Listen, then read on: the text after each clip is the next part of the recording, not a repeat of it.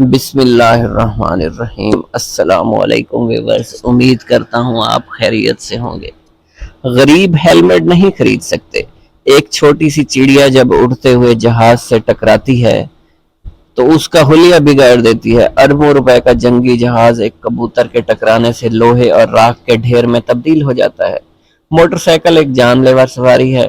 دنیا میں جتنے بندے موٹر سائیکل نے کھائے اور کسی چیز نے اتنے قتل نہیں کیے۔ پاکستان میں اوسطاً 10 بندے روزانہ موٹر سائیکل پر مرتے ہیں اور موٹر سائیکل کو بچاتے ہوئے کئی حادثات ہو چکے ہیں۔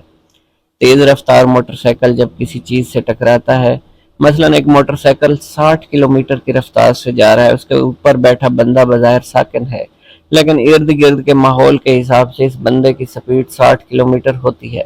اچانک رکاوٹ، حادثے، ریزسٹنس اور بریک کی وجہ سے 60 کلومیٹر فی گھنٹہ کے حساب سے بندہ موٹر سائیکل سے آگے نکل جاتا ہے۔ جب بھی کوئی چیز اڑتی ہوئی فلائی کرتی ہے، اس کا بھاری حصہ پیچھے رہ جاتا ہے۔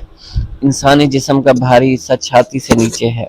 ادھر ہڈی بھی وزنی ہے، گوشت اور انتڑیاں بھی وزنی، لہذا حادثے کی صورت میں سر خود بخود آگے ہو جاتا ہے اور سب سے پہلے سر ٹکراتا ہے، سر پر چوٹ لگتی ہے، نتیجن بے ہوش یا فوری موت۔ پاکستان کے 90% ڈاکٹروں کو یہ علم ہی نہیں ہوتا کہ ہیڈ انجری میں میڈیسن کون سی دینی ہے، اور عموماً غلط انجیکشن ہیڈ انجری میں سیدھا موت کے منہ میں پہنچا دیتا ہے۔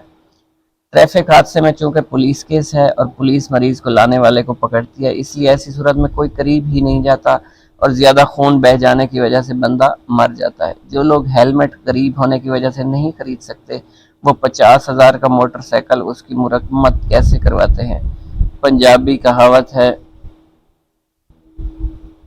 من حرام زدہ تے حجتاں ڈھیر۔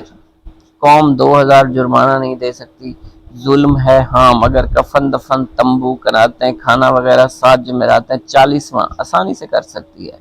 جن کے مر چکے ہیں ان سے پوچھیں کیا حالت ہوتی ہے۔ 10-12 سال کے لڑکے موٹر سائیکل ایسے چلاتے ہیں جیسے F-16 ہو۔ جان بہت قیمتی ہے، ہیلمٹ واحد سیفٹی ہے، سر بچ جائے بندہ بچ جاتا ہے، ہڈیاں جڑ جاتی ہیں، دوسرا سر نہیں ملتا، اس لیے بجائے اپنا سر توڑنے کی 1000 کا ہیلمٹ توڑیں اور پاکستانی ڈاکٹروں سے بچیں۔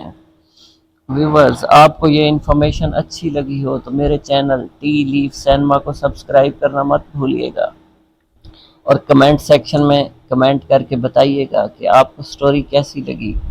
بہت شکریہ۔